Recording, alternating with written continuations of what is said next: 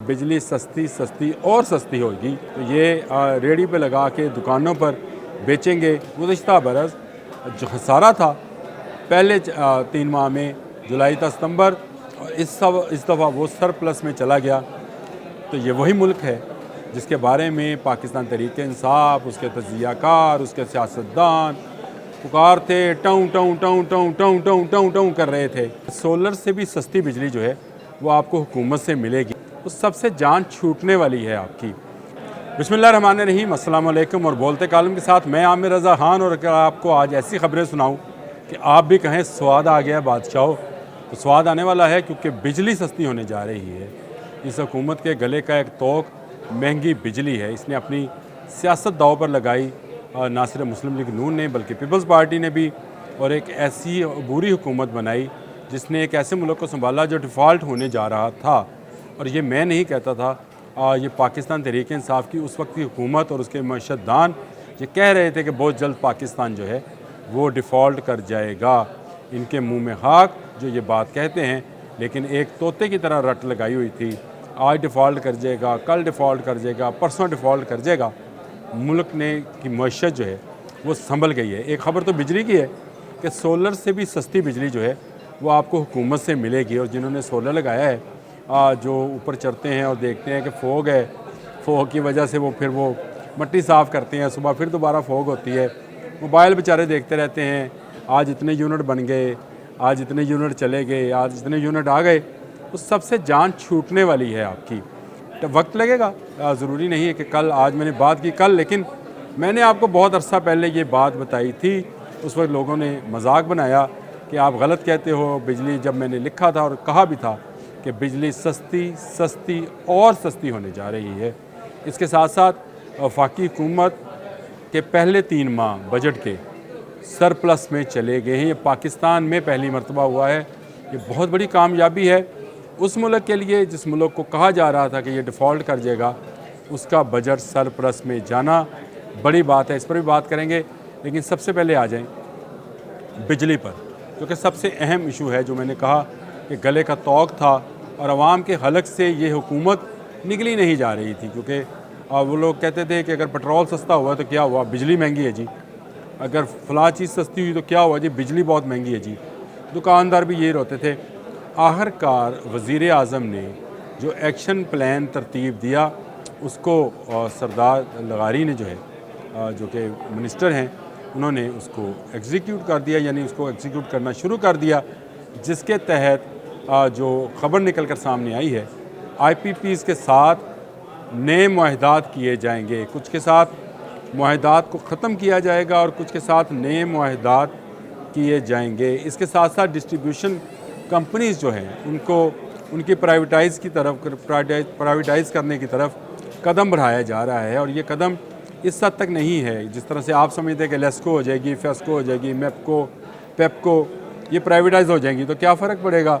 आज सरकारी तनख्वाह लेते हैं, फिर प्राइवेट की तनख्वाह लेंगी, ऐसा नहीं है। ये एक नया सिलसिला है, एक नया सिस्टम है जो मुतारफ़ कराने जा रहे हैं। और इस सिस्टम के तहत नई कंपनीज़ इंट्रोड्यूस करवाई जाएंगी, जिनमें मुल्की और गैर मुल्की भी होंगी। ये अपनी अपनी प्रोडक्ट जो है वो पेश करेंगी सार्फिन को। जो ज़्यादा अच्छी सर्विस देगा, जो ज़्यादा सस्ती बिजली देगा और जो बिला तोतल बिजली देगा, उस कंपनी को आप चूज़ कर सकते हैं। इसकी मिसाल बिल्कुल ऐसे ही है। आपके मोहल्ले में अगर कोई जनरल स्टोर है और आप उस जनरल स्टोर पर जाकर चीज़ें ख़रीदते हैं और एक और जनरल स्टोर है उससे आप नहीं लेते हैं, तो उसकी बुनियादी वजह यह है कि जहाँ से आपने चीज़ें ख़रीदी उसका या अखलाक अच्छा होगा, उसकी कीमतें उस जनरल स्टोर से ज़रा कम होंगी, वो आपके घर के पास होगा। तो ये 2-3 वजूहात होती हैं। इसी तरह ये कंपनीज़ जो हैं ये काम करेंगी, इनके अपने मीटर्स होंगे, ये बिजली का रेट निकालेंगी, बिजली का रेट देंगी। जिसकी सर्विस आपको पसंद आएगी, जो बिला तोतल 24 घंटे देगी, उसकी आप ले सकते हैं।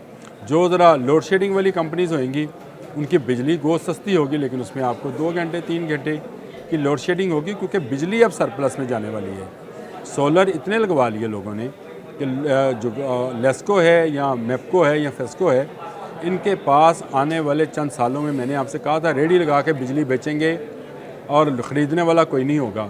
याद रखें, ये व्लॉग मेरा पड़ा है इसी YouTube चैनल पर ब्लॉग लिखा पड़ा है 24 पर, सिटी 42 पर कि बिजली सस्ती सस्ती और सस्ती होगी, तो ये रेडी पे लगा के दुकानों पर बेचेंगे। इसके अलावा जो बिलिंग वाला मामला है उसको भी ख़त्म किया जा रहा है। पोस्ट बिलिंग सिस्टम को निकाल कर प्री बिलिंग, जैसे हम मोबाइल चार्ज करते हैं, ये चार्जेबल मीटर्स लगेंगे। आप इनमें 500 की बिजली डाल लें, आप इसमें 5 लाख की बिजली डाल लें, जितनी बिजली डालेंगे उतने यूनिट सर्फ होंगे। यूनिट की कीमत आपको पता है, वो आप करेंगे। सारा सिस्टम जो है ये कंप्यूटराइज्ड होगा, एआई के ज़रिए चलेगा, आर्टिफिशियल इंटेलिजेंस के ज़रिए चलेगा। इसमें ह्यूमन एरर जो है वो नहीं होगा। हाँ, कंप्यूटर एरर हो सकता है, लेकिन वो बहुत मुश्किल है क्योंकि इसके सर्वर जो हैं बहुत ही लेटेस्ट होंगे। दूसरी बात, चीन और रूस ने इस ख्वाहिश का इजहार किया है कि वो भी पाकिस्तानी पावर सेक्टर में काम करना चाहते हैं। एक तो ट्रांसमिशन लाइंस जो हैं उनको तब्दील किया जाएगा। ये जो हम आए रोज़ सुनते हैं कि इतने का खसारा हो गया, इतनी बिजली ज़ाया हो गई, और ये जितनी कंपनीज़ हैं आपकी डिस्ट्रीब्यूशन कंपनीज़, यही कहते हैं कि इतनी बिजली जो है वो चोरी हो गई। ये सारा सिस्टम जो है इसको बदलने जा रहे हैं। अवैस लगारी की ये जो ख़बर है इसको मैंने कहा मैं आप तक पहुँचाऊँ। बहुत ही ज़बरदस्त और अच्छी ख़बर है। और दूसरी ख़बर जो मैंने आपको बताया कि पहली मरतबा बजट के पहले 3 माह में हुकूमत सरप्लस में चली गई है। इसको यूँ समझें कि ऐसा कभी नहीं हुआ है कि वफाकी हुकूमत जो है उसके अखराजात कम हुए हों, आमदन ज़्यादा हुई हो, यानी उसके पास पैसे बच रहे हैं। आखिर कुछ तो पॉलिसी है जो कि अपना रंग दिखा रही है। ठीक है कि इसमें बहुत सारा काम जो है सिविलियंस ने किया है, लेकिन इसमें अप्रिशिएट करना चाहिए, चाहे वो बिजली वाला मामला है, चाहे ये बजट वाला मामला है। फ़ौज ने भी काफ़ी तावन किया और उसके साथ साथ दोस्त ममालिक ने, जैसे सऊदी अरब ने कल जो सरमायाकारी की हद थी उसको भी बढ़ा दिया। जो उन्होंने 2.2 किया था उसको 2.84 शायद कर दिया है। तो ये पैसा भी पाकिस्तान में डॉलर्स की शक्ल में आएगा। चीन पहले से ही अपने CPEC के लिए काम कर रहा है, मुख्तलिफ़ शोबों में सरमाया कर रही है, कारी कर रहा है। सऊदी अरब की पेट्रोलियम कंपनीज़ जो हैं वो यहाँ पर यहूदी पेट्रोलियम कंपनी से निकल कर वो जो है वो दूसरी कंपनीज़ पे आ रही हैं। अब वफाकी हुकूमत के बजट पर चले जाते हैं। इसमें पढ़ने के लिए मुझे ज़रा क्योंकि दिक्कत होती है, मैं बता देता हूँ आपको। वफाकी हुकूमत का बजट रवां माली साल की पहली तिमाही में सरप्लस में चला गया। ये ख़बर है, माली साल के पहली तिमाही में वफाकी हुकूमत की आमदनी ज़्यादा और अखराजात कम रहे। वज़ारत ख़ज़ाना ने माली साल की पहली तिमाही में फिक्सल ऑपरेशन रिपोर्ट जारी कर दी। जुलाई से सितंबर 2024 में मजमूई आमदनी अखराजात में 1696 अरब रुपये से ज़्यादा रही। जुलाई से सितंबर मजमूई महसूलात का हजम 5827 अरब रुपये। रवां माली साल की पहली तिमाही में मजमूई तौर पर 4131 अरब रुपये रहे। टैक्स वसूलियाँ 2776 अरब रुपये की रहीं। नॉन टैक्स आइडेंटिटी जो हैं वो रही 3051 अरब रुपये।